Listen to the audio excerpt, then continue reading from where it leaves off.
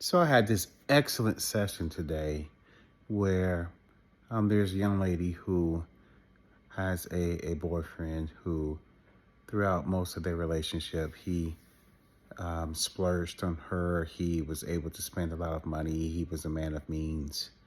And and one day in this relationship, he was doing something concerning his business, and it was like a party, a gathering where he had to entertain clients, and he was talking to someone, and it was a female, and his girlfriend, my client, actually approached him and pretty much pushed him and accosted him because it seemed that he was getting too friendly with the client.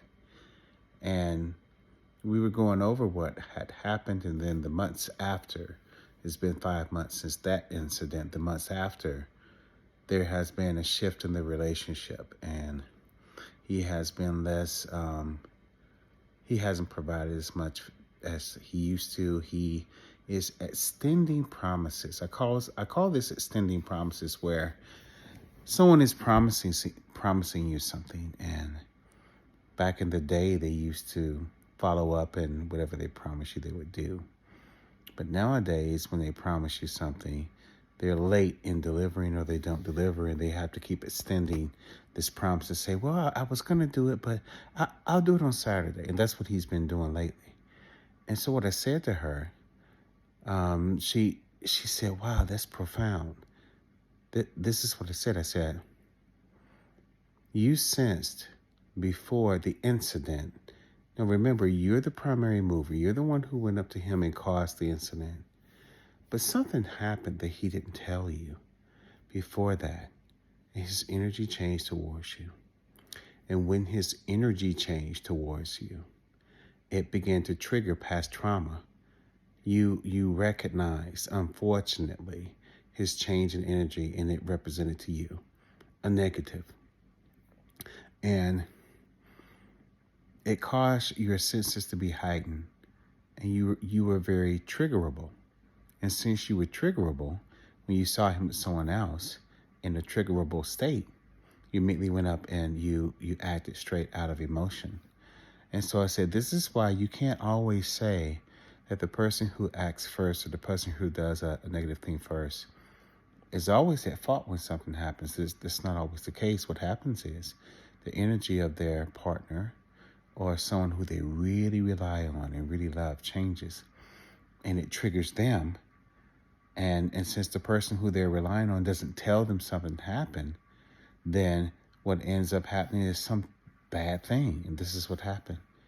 And she said, oh my goodness. And I said, so during the summertime is when this happened. And what happens during the summertime? And she identified a thing that happened at his job during the summer that he came home and talked about, but he said everything was okay.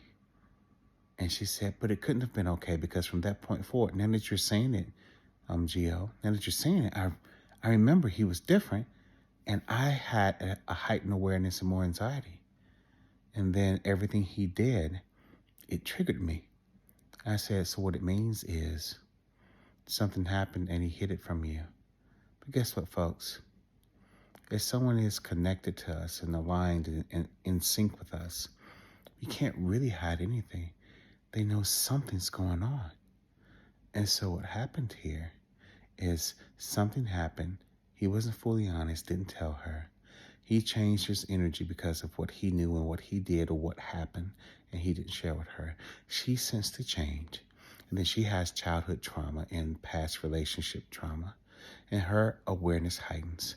And now it took very little for him to be triggered. And then because of that, she did what she did to him, and now the relationship goes downhill.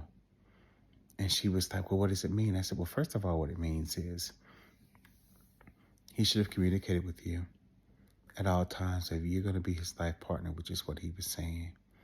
And if you're that important to him, then anything important that happens that would change his energy, he needs to communicate to you.